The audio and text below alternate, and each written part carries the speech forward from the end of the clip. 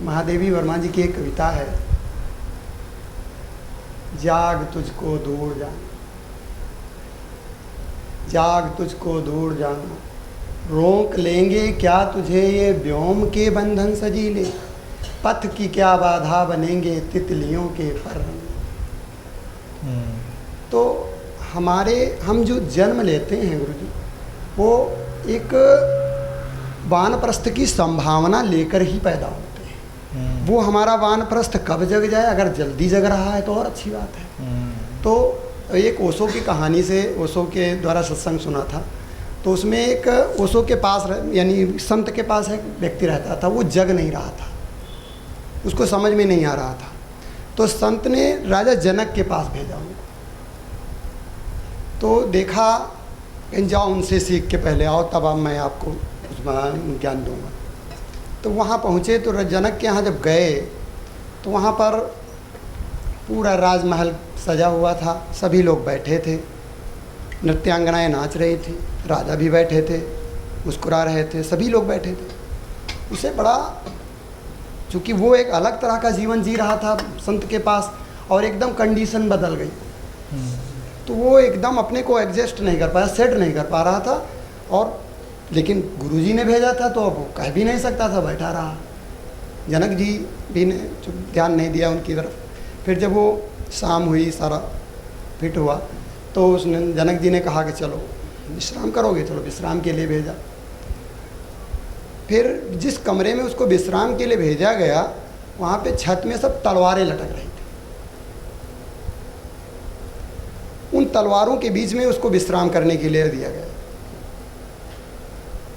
अब उसको रात, और तलवारें इतने पतले धागे से बंधी थी कि अब गिरी ऐसा लग रहा था। उनमें वो रात भर सो नहीं पाया।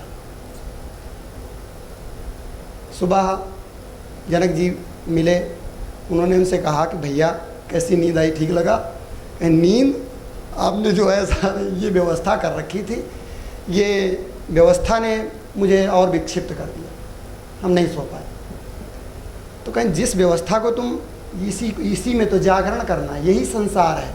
कहीं जिसको तुम समझ रहे थे कि हम ऐसा आराम कर रहे हैं, वही तो हमारा जागरण का पल था, यही तो मेरी परीक्षा के पल थे, इसी में मैं जग रहा था, इसी में आपको ये मैंने सेट किया। तो कभी कभी हमको लगता है कि मैं एक ऐसे राजा के पास आ गया हूँ जो मुझे जगाना चाहता है। चलिए, किसी ने राजा तो कहा, आप ही आप मेरी नज़रों में संत तो है ही, लेकिन अब हमारे नज़रों में आप एक राजा ही हैं। सही, बिल्कुल। कल से कुछ जैसे उस दिन हमारे प्रश्न थे, वो अलग उतावलापन था, वो कैसे निकल गया, क्या निकल गया, वो भ्रांतियाँ थी या जो कुछ, वो निकालना कभी कभी डरते में बहुत सारी कमियां होती हैं, ऐसे ही निकल जाती हैं। अभी निकले, बाहर निकले तो संसार किस तरह से छा जाता है, कैसे पूरी कंडीशनिंग ऐसी हो जाती है। तो हमको लगता है कभी मुझे अपने आप पे शर्म आती है, कहता हूँ कि क्या था अब तू कैसा, इसी में आप ही तब क्या था अब कैसा। आप ही की परंपरा का पालन करते हुए एक मैं उत्तर दे रहा हूँ। जैसे आपने सिंबल्स लिए थे, तो भारत में एक सिंबल दिया हम लोगों ने गंगा नहाने का। अभी हमारे हाथ कप रहे हैं, तो लोगों को लगता है गंगा नहाओ सब पाप धुल जाएंगे। अब इसका मजाक भी लोग बनाते हैं, लेकिन बेसिकली इतनी ही बात में पूरी टीचिंग भारत के लोगों ने कह दी। यहाँ बड़ी बड़ी बातें बड़ी ऐसे कह दी जाती थी, बहाव में बने रहिए, सब धुल जाना है, कुछ रुकना नहीं है, आपको कुछ पूछना जांचना नहीं है कि। तो गंगा हमारे लिए एक प्रतीक थी बहाव की, जो भी दिव्यता, जागृति की धारा जो भी बह रही है, उसमें आप बस बैठे रहिए। भारत में सत्संग का भी यही मतलब है, आप बैठे रहिए, आपको पूछना जांचना नहीं, थोड़ी देर में सब धुलना ही है। प्रश्न कोई पूछ रहा है, आपके धुल जाएंगे, तो सब धुल के उसके बाद फिर जब निखर के आप निकलते हैं तो ये जो गंगा नहाना है, वो पानी में डुबकी मारना नहीं है, वो ज़िंदगी की बहती नदी में साथ ठहरे रहना। ज़िंदगी ही सब दाग धो देती है, बस हम उस जागृति से। और गंगा को हमने इसीलिए कहा गंगा पवित्र है, माँ है, गंगा बहुत डिवाइन है, सैक्रेड है, इसलिए क्योंकि सैक्रेड समझिए तो पहले ज़िंदगी को आप उतना पवित्र मानिए और उसको इतना गहन गंभीर मानिए, उसके साथ ठहरिए। और ये सब जो इतने दिनों में 3 दिन में यहाँ चला, ये भी एक गंगा ही बह रही है, आप उसमें बैठे हुए हैं, कुछ करना नहीं है भाई। गंगा में कोई वो थोड़े भेदभाव है, वो तो धीरे धीरे करके सब धुलना ही है, कोई भी हो। तो और पाप क्या है? पाप बस यही है कि जो हमने अपने करने की गांठें बांध ली हैं वही ख़त्म हो जानी है, बस, और कोई पाप नहीं। आदमी तो यही मानता है कि हमने ये किया, ये गलत, हम ये करेंगे, ये अच्छा करेंगे, और एक दिन आपको ये समझ में आ गया हमने तो किया ही नहीं, हम कहाँ कर रहे हैं, जो करवाया गया वो कर रहे हैं, जहाँ पैदा कर दिया पैदा हो गए, जहाँ से उठा लोगे वहाँ से चले जाएंगे, हम कहाँ कुछ, फिर पाप बचता कहाँ? फिर कोई पाप नहीं बचता। और इस दशा में फिर व्यक्ति से कोई पाप होता भी नहीं, फिर वो ज़िंदगी की गंगा में चल रहा है, बह रहा है। तो यही स्थिति है, उसी में रहना है, और वो घट रहा है धीरे धीरे करके अच्छे से चीज़ें, तो बढ़िया है, उसके साथ चलते रहिए। ये चीज़ है कि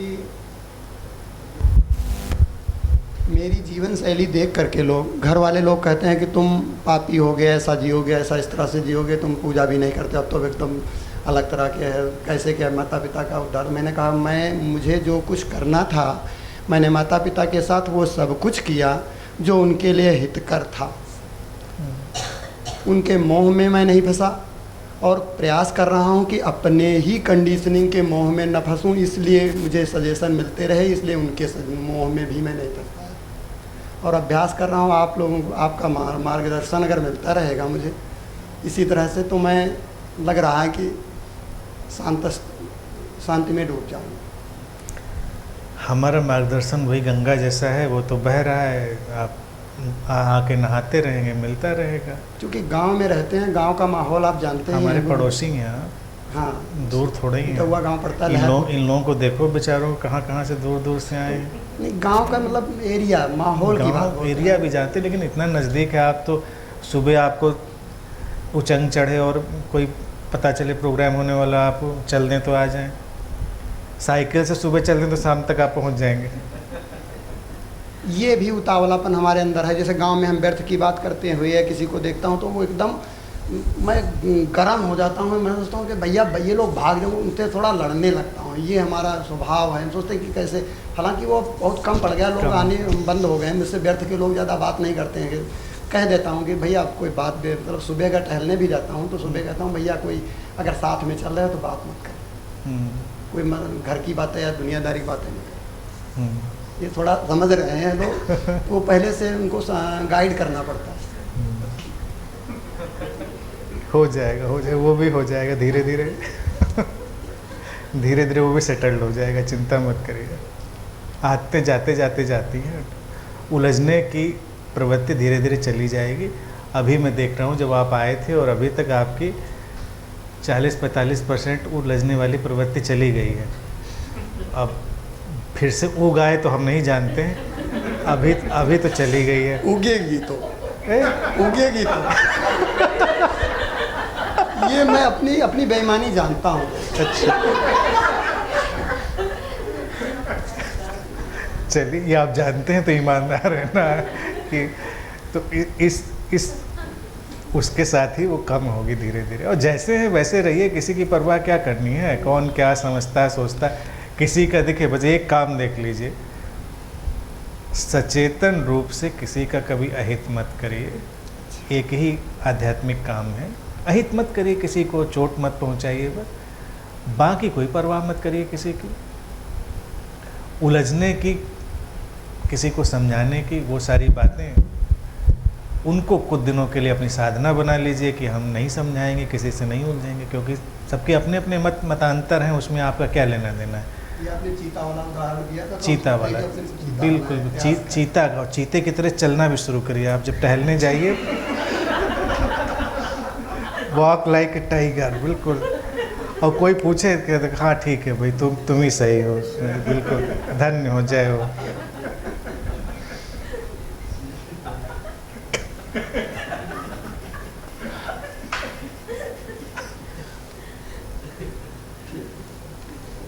खुश रहिए। बस ये तपस्या कुछ दिन कर लीजिए आप, 6 महीने किसी से उलझने का संकल्प ले लीजिए। वो कुछ भी कहे उल्टा सीधा, हाथ जोड़ लो उससे, कह दो बिल्कुल प्रभु सही हो गया आप ही।